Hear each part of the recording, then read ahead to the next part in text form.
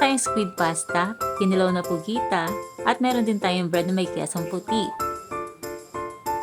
Fresh papaya shake at meron din tayong arroz caldo with egg. Tingnan nga yung mga bisita. Tara, set up na natin yung table. Ayan, at nailagay na natin. Ayan na sila.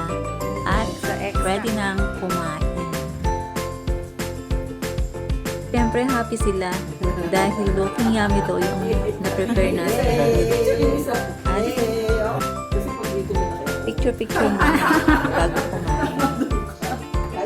After kumain, tanong natin kung masarap. How's the food po? The food is perfect. So yummy.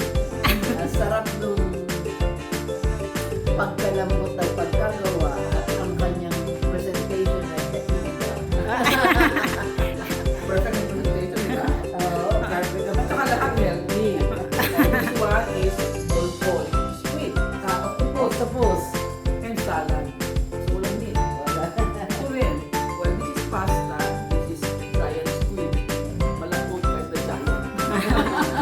Ayan, kitang-kita naman. Oh. Tapos ka doon, simot na. Chicken yan. Di ba naman yung body?